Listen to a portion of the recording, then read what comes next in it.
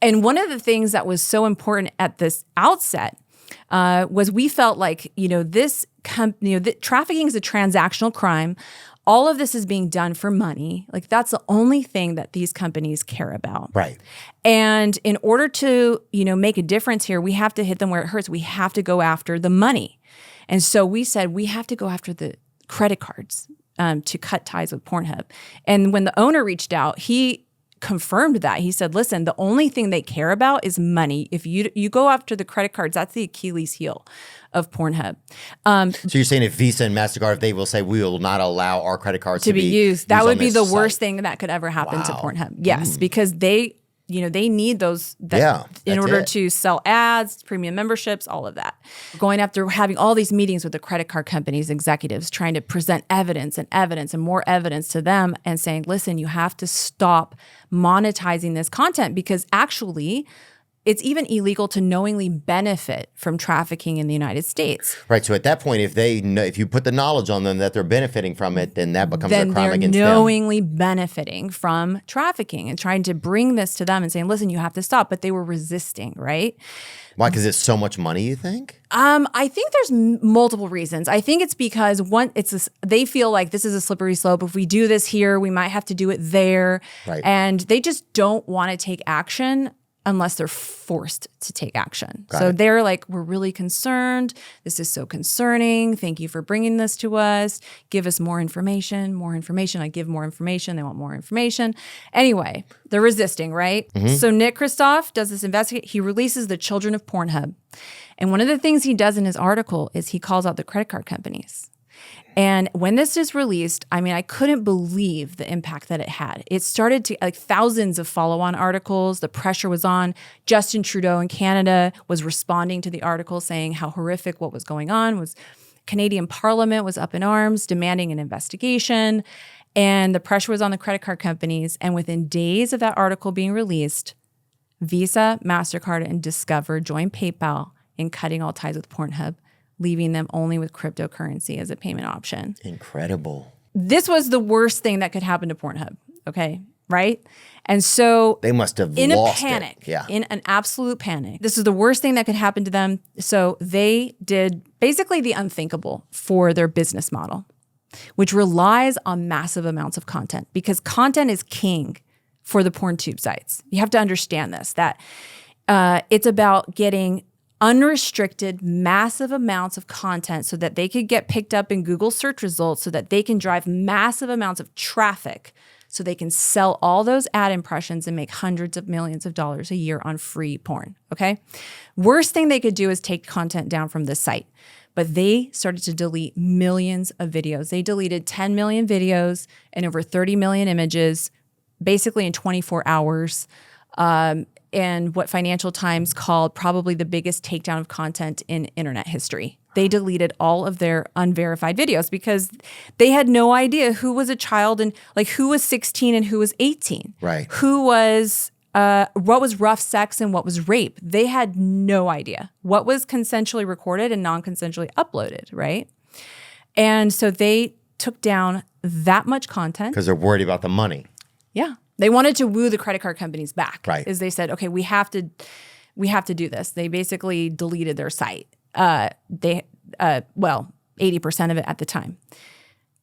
Sadly, I found out that, so then there's global headlines, right?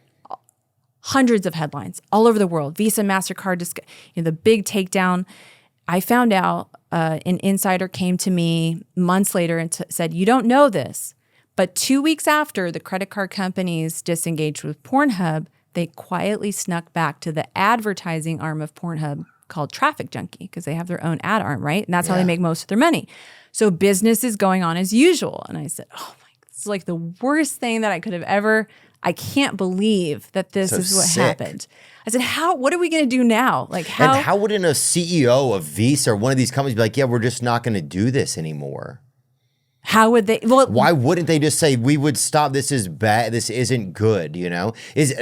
At that point, is it because they're also worried about free speech and stuff like that, do you think? Or this is just not money? about free speech. Right. I mean, I think it trafficking. has to do with money as well, because one thing you have to know is like these are high-risk transactions. Yeah. They charge more Right. per transaction for high-risk transactions, which are porn transactions. I see. So there's big money. So there's money, right? Big money. They went back. And so it was another 2-year battle to try to get them to finally disengage, which happened because Serena sued Pornhub. Not only Pornhub, she sued its individual owners and its executives, and she sued Visa for monetizing her abuse. Wow. And she sued the hedge funds for funding the whole enterprise. Did she win? And so what happened was Visa lost their motion to dismiss the case because they had filed a motion to dismiss. They lost it.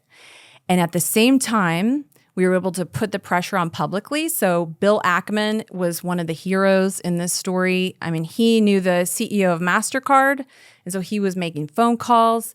Yeah. That's Bill Ackman right there? So he got him and I on CNBC Squawk Box, and we called out Al Kelly, who was the CEO of Visa, for 17 minutes on the show. And this was right when Visa lost their motion to dismiss. So the pressure was on from multiple motion angles. to dismiss is what? So they say, they want to say dismiss the case. dismiss the case. We're not involved. Like this had nothing we could do about this. We're not part of this problem. And the court says, hold my gavel, in brother. a damning decision. And it wasn't just a decision. It was the judge actually said that Visa gave Pornhub the very tool through which to complete the crime of benefiting from child trafficking. Like those were his words in his decision. Fuck yeah. And so the pressure was on. And then Al Kelly said he did kind of an unprecedented thing. Who is Al Kelly? Let's just he's say. the CEO of Visa. Okay, so the CEO of Visa, Al Kelly, then he says, okay, fine, we're going to cut them off once and for all. And he made a personal statement. He said, I'm a father and I, don't approve, blah, blah, blah. And so we're cutting off Pornhub. And then, of course, MasterCard quickly followed, Discover. Now they've lost it totally. The question then becomes, because Pornhub's not alone, right? I want everybody to understand that it's not like you go, okay, well, X videos must be fine. They're a free user-generated porn site that was operating in a similar way of not verifying agent consent. And there's Nick Kristof did an investigation and found, reported on the victims who were on X videos. And there's X Hamster, and there's all of these X and XX, right? And there's others that operate in a similar way. And so the question is, well, how do we stop this across all of these sites, right? And that goes back to the source of the problem. Is not verifying agent consent. We have to demand third-party agent consent verification for every single person in every single video that is uploaded to a user-generated porn site. And when that happens, we're going to make a huge difference in stopping that illegal content from being uploaded. But that's a huge task, right? So it's not just governments who have to do this, because this is an international problem. These sites operate internationally. So if the US does that, well, they're still in Canada and they're in every country in the world. So the solution at scale becomes the credit card companies implementing that policy, because we know they're highly motivated by money. And if Visa says, we don't do business with user-generated porn sites that don't verify the agent consent of every person, every video, well, all of these companies are going to comply. And they're going to do it quickly. So that's the solution. So how do we get, because you would think at this point they would just go on ahead and say that, because it's like, it's obviously the next right thing to do. Right. And in a moral sense, it would feel like. Well, a lot of companies don't operate from. Right. Business doesn't have emotions. Yeah. Well, yeah. And it comes from pressure, right? And so that's where I see the litigation being important, where these survivors, dozens of survivors have sued the credit card companies, right? So now and they're the facing some of it, right? Right. So they're feeling that pressure. And at some point, they go, listen, it's better business to just let it go. Implement this policy. Just like we have anti-money laundering policy, we're going to have anti-online sexual exploitation policy, and we just don't do business with user-generated porn sites that don't verify agent consent because it's too risky for us, right?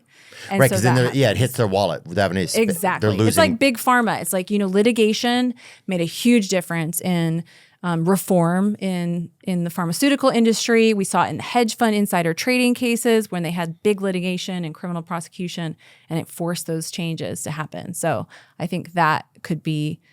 That's where you're hoping to get to next. Headed. Yeah. Which credit companies are still accepting payments for pornography websites? Oh, pornography websites. Well, all of them except American Express. Okay, so American Express is the only. They've never been involved in online or like pornography. So American Express is the only credit card company that will not allow its information to be used on pornography websites. Yeah. Period. Okay. Yeah. And I'm not suggesting that has to be the position of like the other credit card companies. No, but if they're not going to say that we're not going to verify things. Yeah. That's the easy route here is for them to just say, like we have anti-money laundering policy, we have this anti-exploitation policy, and you have to verify age and consent if you want to do business with Visa. That's it. Like, and that'll take place instantly and globally. Like it'll apply everywhere. Right. So what could we say then to the companies? Like if we were to put out a clip, it's like, hey, this is what right now credit card companies are allowing transactions on pornography websites that are not verifying the age and consent. That are not verifying the age and consent of every individual in every single video. Every individual in every single video. And they need to stop that. And they need to stop that right now. The only one who doesn't do it is American Express. Right. Because they just have like this blanket policy against because they have a blanket policy.